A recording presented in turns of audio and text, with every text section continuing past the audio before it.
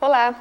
O Programa Nacional de Segurança do Paciente, instituído pela Portaria do Ministério da Saúde, número 529 de 2013, tem por objetivo contribuir para a qualificação do cuidado em saúde em todos os estabelecimentos de saúde do território nacional.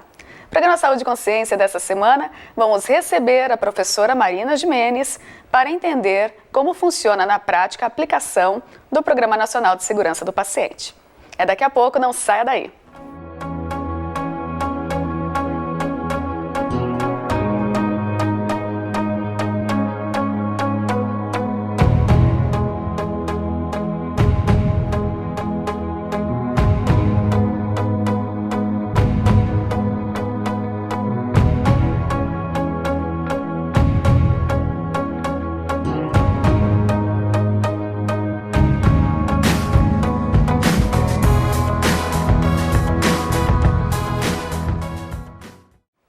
Estamos de volta com o programa Saúde e Consciência. Em nossos estúdios, recebo a professora Marina Gimenez para conversar um pouquinho sobre o Programa Nacional de Segurança do Paciente. Professora, muito obrigada por sua participação em nosso programa. É um prazer recebê-la aqui hoje. Prazer é todo meu, Evelyn. Então, olha, me conta um pouquinho sobre o que é esse Programa Nacional de Segurança do Paciente. Na verdade, 2013 que ele foi implantado, né? Isso. Mas o que se refere a esse programa? Evelyn, na verdade, assim, as instituições de saúde, elas deveriam prezar pela qualidade na assistência, mas nós sabemos que isso não acontece muitas vezes porque tem vários fatores envolvidos, né? Não só recursos humanos, como equipamentos, é muito complexo o sistema. Mas considerando que hoje um paciente ao entrar em um hospital, ele sofre eventos adversos e podem ser simples, mas podem ser graves e até letais, existe hoje uma aliança mundial e é considerado um dos terceiros desafios hoje, que seria a segurança do paciente, na busca da qualidade nas instituições ao receber um paciente, para que ele não venha a ter um problema maior do que aquele que ele já busca a instituição hospitalar, a instituição de saúde em si. Essa portaria, ela abrange somente ambientes hospitalares ou ele é para todos os estabelecimentos de saúde? Na verdade, ela envolve onde o paciente fica internado, então seria mais as instituições hospitalares onde você tem um internamento do paciente, mas isso não quer dizer que uma clínica, uma UPA possa também se adequar, porque também tem alguns fatores que são relacionados a isso. Os protocolos eles são muito mais abrangentes, né? Não só onde tem paciente hospitalizado. A gente via, né, por exemplo, a portaria ela foi implantada em 2013, então já passaram vários anos da implantação dela, que ela não era colocada efetivamente em prática, mas hoje está se falando muito mais sobre isso, não é mesmo? Se você pensar no SUS, você tem uma descentralização. Então o programa ele começa a nível de Anvisa e aí depois então ele vem descentralizando e o Estado passa a cobrar isso, né? E o município também tem seu papel, mas na verdade fica mais com relação ao Estado, à vigilância sanitária. Então a CESA do Paraná, ela criou no ano de 2016 uma resolução que é a 165. Essa resolução 165, ela foi repassada às instituições de saúde, ela foi solicitado que se fizesse uma autochecagem para que depois a vigilância pudesse fazer essa cobrança. Mas hoje o que a gente tem é assim, que os hospitais já deveriam ter um plano de ação com relação à segurança do paciente. Muitos hospitais não responderam ainda. É mesmo? E inclusive eu faço parte do Comitê Estadual de Segurança do Paciente e uma das providências a vigilância não vai liberar a certidão de regularidade da instituição caso ele não tenha esse plano de segurança instituído e já sendo desenvolvido dentro da instituição. Qual que é o ganho para o paciente e para a comunidade ter um plano desse efetivamente em ação? Evelyn, eu estou há 30 anos dentro dos hospitais e eu vou te dizer que eu tenho medo de ser internada. Ah, meu Deus. Muito medo. É uma das coisas que ao longo do tempo se acaba vendo, né? O que acontece realmente. A gente tem pessoas envolvidas, a gente sabe que hoje o funcionário de enfermagem, o médico, até mesmo o farmacêutico está acontecendo isso hoje. Ele não trabalha só em uma instituição, ele trabalha uma noite em uma, no outro dia, o dia todo na outra instituição. Então você tem os erros humanos envolvidos. Além de ter os erros humanos, você tem relacionados a equipamentos. Vamos pensar que você precisa de um desfibrilador agora e esse desfibrilador não funciona. O que pode acontecer com esse paciente? Pode ir a óbito. Claro. Né? Então, existem vários fatores que podem levar o paciente a ter um prejuízo durante a sua internação. Eu diria para você que vai desde a identificação, quando ele entra na instituição, até uma queda que ele pode ter durante a hospitalização por conta de um medicamento, ou por conta de um piso molhado, ou por conta de uma cama que não tem uma lateral que dê proteção a esse paciente, até uma cirurgia trocada. Então, veja bem, dizem que de cada 10 pacientes, um tem um evento adverso dentro da instituição. É uma porcentagem alta, né? Então, e eu tenho medo do medicamento, da prescrição médica, da intervenção que às vezes você não tem com relação à farmácia a esse medicamento, a administração pela enfermagem, enfim. A gente sabe que hoje os medicamentos, eles são medicamentos que podem ter um potencial de perigo para o paciente. E se você não fizer uma intervenção na hora certa, você pode acabar tendo um problema seríssimo, o paciente até uma embolia. Né? Então, eu acho assim que entrar dentro de um hospital hoje é um risco e os pacientes devem estar alertas sobre isso. Eu vim no último congresso de farmácia hospitalar em Curitiba, em Brasília agora, de farmácia hospitalar, e esse congresso ele fala assim do empoderamento do paciente com relação ao risco que ele corre quando ele entra dentro da instituição. É muito comum a gente entrar no hospital, receber um medicamento e a gente não saber o que a gente está tomando. Né? Você não sabe o que estão te fazendo. E não é aqui o Moarama, em qualquer parte do Brasil, em qualquer parte, em alguns países você tem um prontuário na cabeceira, mas aqui a gente não tem. Eu tive um probleminha esses dias atrás e eu fui para um hospital em Curitiba. E na hora que a moça foi fazer o medicamento, eu perguntei o que era. Ela falou assim, você não precisa saber, a médica tem que saber. Eu falei, não, eu preciso saber se eu for alérgico a alguma coisa, né?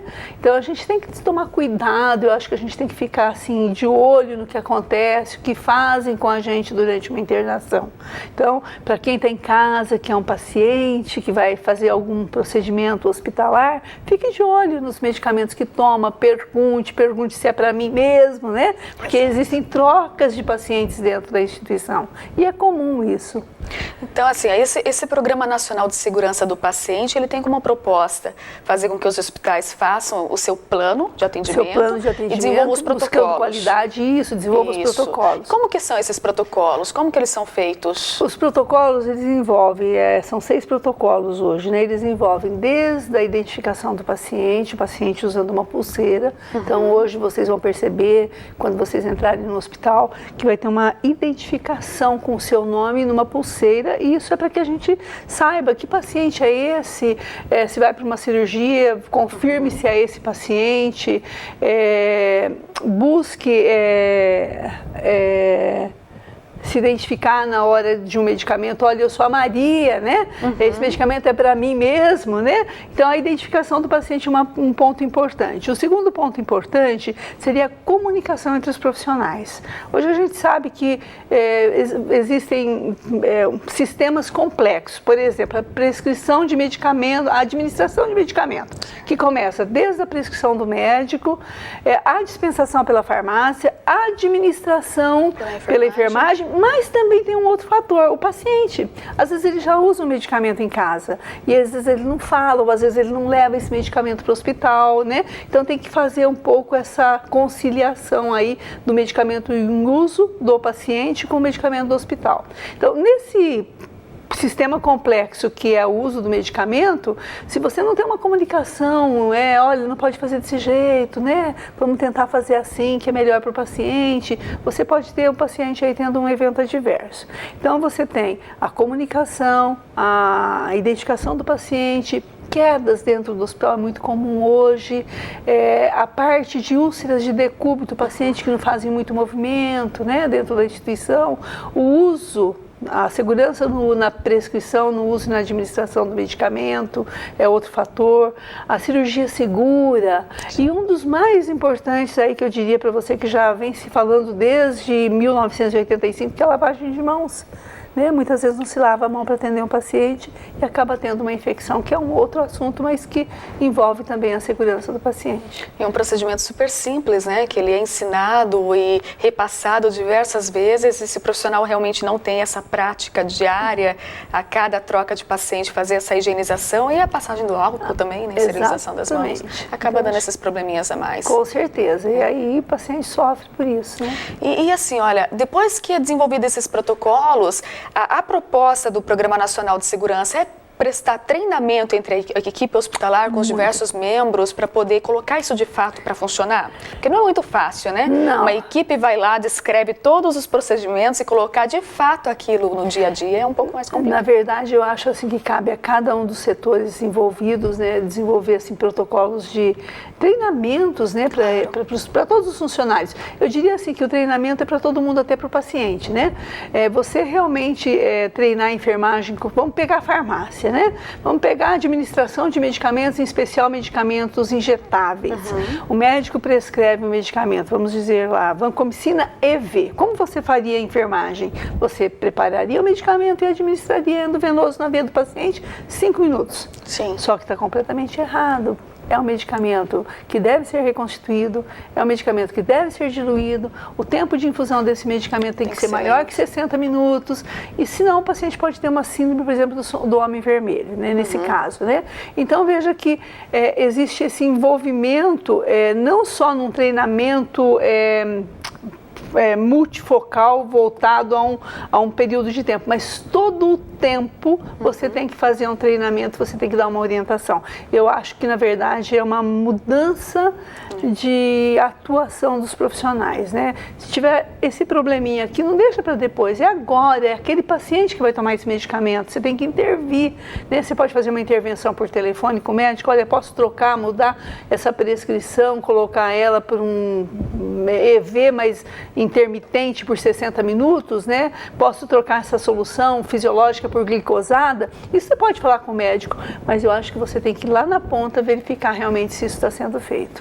Essa é uma prática que a gente está vendo, inclusive, no ensino. O ensino, ele tem hoje tentado relacionar todas as áreas, todos os cursos, né? Para fazer modalidades de atendimento ao paciente de forma integral, tendo esses treinamentos. Hoje a gente tem aqui na Universidade Paranaense que está sendo implantado o laboratório de habilidades simuladas, no qual se tem todos os cursos, né, verificando, então aconteceu tal situação com o paciente, o que vai ser feito para cada uma das áreas, para fazer um treinamento integrado, tendo como foco sempre o paciente. Eu acho que isso é importante, é uma mudança mesmo de conduta, né? E essa conduta não é só na prática, ela começa quando você começa a sua formação, saber que existem outros profissionais que você tem que se relacionar com ele com um único objetivo. Exato, né? que é o paciente. Que é o paciente, que é o principal astro de toda a história, né? Eu acho que, às vezes a gente fala assim, mas ele é o rei. Não, o rei ali dentro é o paciente, ele é o mais importante, né?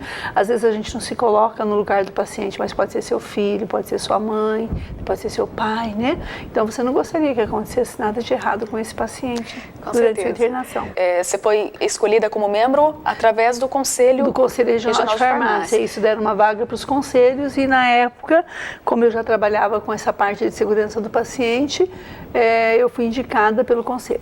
Perfeito. Professora, você faz parte também há bastante tempo do conselho, é uma pessoa extremamente atuante nessa parte política, né, da profissão do farmacêutico.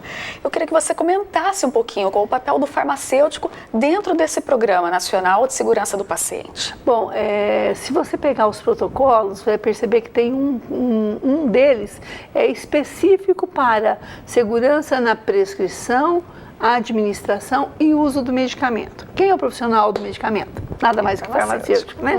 Bom, então, com relação ao farmacêutico, é muito importante que ele, na sua atuação na instituição hospitalar, que ele tenha os procedimentos corretos, as atividades que ele deve desenvolver. Essas atividades são descritas pela Sociedade Brasileira, pela própria portaria 4283 do Ministério da Saúde, que é as atividades do farmacêutico, pelo Conselho Federal de Farmácia, que designa quais ações que o farmacêutico deve desenvolver, mas de uma certa certa forma, nós devemos nos preocupar com os medicamentos que são administrados aos pacientes. Eu acho que o farmacêutico, antes de tudo, ele tem que se voltar primeiro para uma seleção de medicamentos, buscando a eficácia, menor toxicidade, menor custo. Geralmente as pessoas pensam no custo, mas a gente tem que pensar mais na eficácia desses medicamentos. O mercado hoje está com um rol de medicamentos enorme. Eu acho que a gente pode pensar que desse rol aí que existe de 25 mil, hoje você vai trabalhar com 400 dentro da instituição. Sabendo os princípios ativos que você trabalha, você pode trabalhar um guia farmacoterapêutico relacionado a esses medicamentos, buscando conhecer esse produto, saber quais são as interações, as compatibilidades quando você prepara o injetável, conhecer o medicamento em si, porque quando alguém te perguntar, você vai saber responder. Isso não tem que estar na tua cabeça, tem que estar organizado de uma forma a orientar quando houver a pergunta. De forma automática. Exatamente. E eu diria assim, que às vezes a gente se esquece que quando você faz uma faculdade, você aprende química. Né? Dentro da instituição, você vai perceber que o pH do medicamento, a osmolaridade do medicamento é muito importante. Tudo influencia. Né? Hoje a gente sabe assim, que de 1000 eventos adversos relacionados a flebite, 700 são relacionados a medicamentos por alta osmolaridade ou por um pH diferente do pH do sangue, né? Da incompatibilidade. Então a gente tem que preparar guias farmacoterapêuticos, né? Pensando nos medicamentos, qual é o grupo de medicamentos que é potencialmente perigoso? Hoje a gente tem um grupo pequeno, mas esses medicamentos eles deveriam ser dispensados de uma forma diferente, com uma cor de repente, né? E seria importante inclusive que todas as instituições de uma região usassem a mesma cor, porque um funcionário trabalha em um hospital, outro trabalha no outro, e ele acaba se perdendo com relação a isso. Isso é pensado hoje? Isso é pensado, inclusive se pensa até de não usar cor, mas eu ainda oriento que se for usar cor, que você tenha uma padronização dentro das instituições. Pense num funcionário que trabalhe na UPECAM e que trabalhe no CEMIL ou Nossa Senhora, no mesmo hospital. Se ele vê uma cor laranja em um hospital, no outro laranja é outra coisa, então ele acaba se confundindo. Então hoje a gente tem que pensar nisso também. Então medicamento potencialmente perigoso, eu acho que o farmacêutico tem que saber, tem que orientar, tem que dispensar de forma diferente, separar aqueles medicamentos que a indústria não manda pronto, né? Aqueles que não têm estabilidade, os pós-liofilizados da vida, né? Esses medicamentos, eles estão dessa forma porque a indústria já percebeu que eles não são estáveis. Exato. Então você tem que reconstituir. Com que reconstituir esse produto? Exato. Nem sempre é com água, nem sempre é com soro fisiológico, nem sempre é com glicosado. A diluição desse medicamento pós-reconstituição, com que eu faço isso? Existem medicamentos que são incompatíveis com glicose e com soro fisiológico. E às vezes o médico não se atenta para isso, porque ele não é o profissional do medicamento. Né? Então você tem que intervir nessa hora. E mesmo assim, depois de diluído, quanto tempo esse medicamento ele mantém-se estável para ser usado no paciente? Eu vi um caso, não foi aqui em Umuarama, mas eu vi um caso de uma criança que estava com uma endocardite por ampicilina, e estava usando ampicilina, e o médico veio questionar que não estava respondendo. E aí a gente começou a fazer, né, perguntar que medicamento, como estava sendo feito. E é comum os hospitais terem ampicilina de 1 grama. Uma criança vai tomar 60 miligramas a cada 4 horas. Depois de 1 hora, você já tem perda do efeito da ampicilina. Então você tem que tomar muito cuidado, reconstituir com aquilo que for correto, diluir com o melhor produto para manter essa estabilidade, conservar em geladeira, enfim, o paciente acaba sofrendo por por falta de informações e por falta de organização de um material que te dê orientação com relação a cada produto, né? Exato, é uma informação técnica. É técnico, né? Isso é do profissional farmacêutico, por isso que ele tem que fazer e mostrar que ele está lá para isso. É uma outra coisa que é muito comum hoje dentro dos hospitais, é paciente em uso de sonda nasointeral. E aí você tem assim, medicamentos orais. Será que existe, né, interação? Será que esse medicamento não vai se ligar às proteínas que estão ali naquele alimento? Né? Ferritoína, por exemplo, se liga 80%, 90%, o paciente não vai responder. Então são atividades voltadas ao paciente com relação ao medicamento que o profissional tem que fazer dentro da instituição, buscando qualidade na assistência. De que adianta o médico prescrever bem? né? De que adianta a enfermagem querer administrar se de repente na hora da administração ela mistura 2 produtos e pode dar aí um precipitado e o paciente pode ter uma embolia. Então, e quando o profissional identifica um efeito, né, que não estava constante numa bula, né, um efeito novo, um efeito do medicamento que não estava previsto, enfim, como que fica? Ele tem esse papel também da notificação, de tentar trabalhar junto à fase da farmacovigilância, entendeu? Como é que fica essa questão? Que bom que você lembrou disso, Evelyn.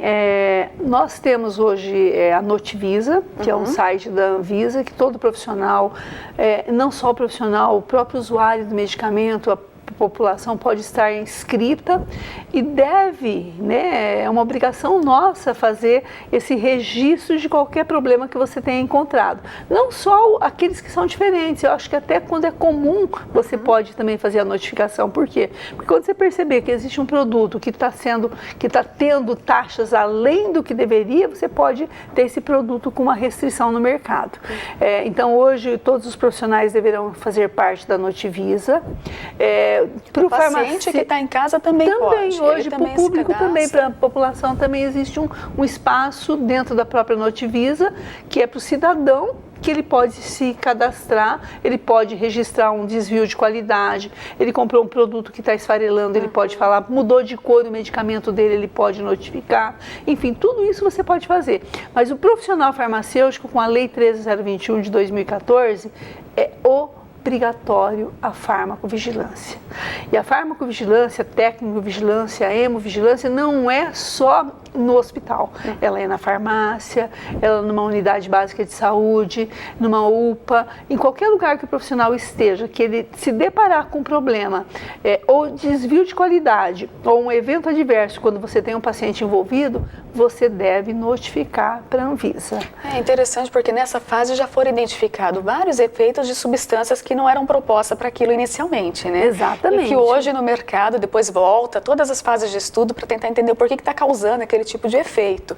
Então é realmente uma preocupação e uma necessidade que é uma necessidade. A gente tem que ter um controle mais rígido dos medicamentos, né? O Brasil, ele começa isso em 1999 com a criação da Anvisa, enquanto que você pega os Estados Unidos, que é desde 1960, né?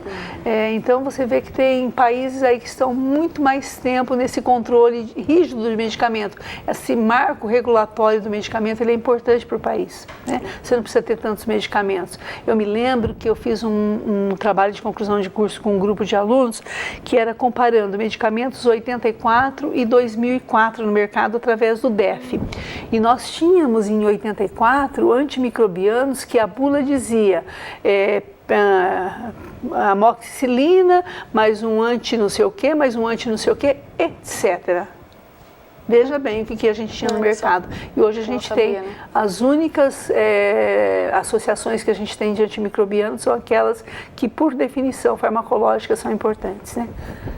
Então, tem que tomar um cuidado, imagina, etc. Vai saber, né, o que se tem dentro do composto do medicamento. Mas porque em 84 a gente não tinha um sistema de regulamentação desses medicamentos no mercado, né? De registro, né? Então eu acho que isso daí era prejudicial ao paciente. Eu acho que hoje nós estamos muito melhor, graças a Deus.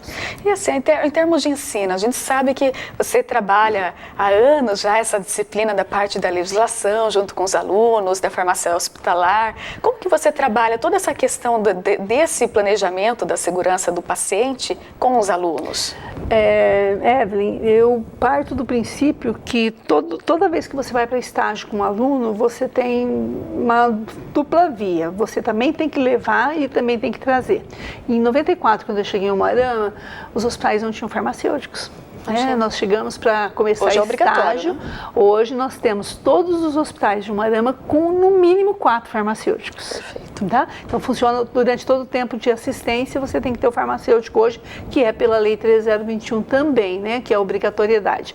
Mas eu gosto muito de chegar com o aluno na prática e trabalhar o que o hospital precisa. E nesse momento, por exemplo, os hospitais estão precisando de procedimentos operacionais padrões relacionados à segurança do paciente. Exato, para implantar esse plano. Exatamente. Então, vou te dizer agora, eles estão trabalhando no dia a dia com antimicrobianos, fazendo tendo o manual de antimicrobianos com relação à diluição, reconstituição, uso, se é EV direto, se é EV intermitente, se é EV contínuo.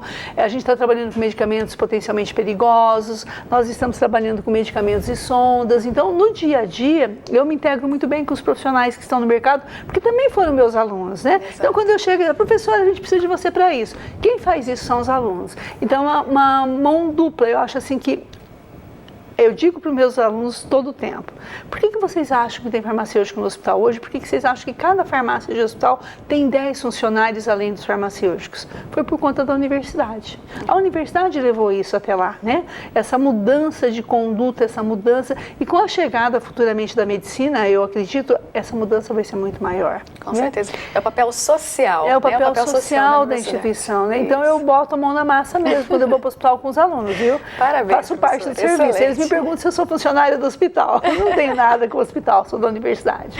Professora, muito obrigada por sua participação, por esclarecer um pouco sobre esse plano que está sendo agora efetivamente implantado aqui no município de Moarama e em todas as regiões, todas né? as regiões. Com certeza. Paraná inteiro e Brasil, quiçá. Né? Agradeço, né? E pela temática, para esclarecer o público. Eu que agradeço. Eu gostaria muito que todo paciente que entrasse no hospital fosse assim, aquela pessoa que questionasse, né?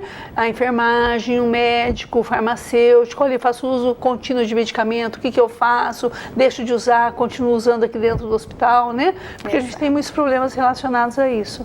Então, tá. Obrigada, Evelyn. Eu que agradeço. Obrigada a você que nos assiste. Eu espero você na próxima semana.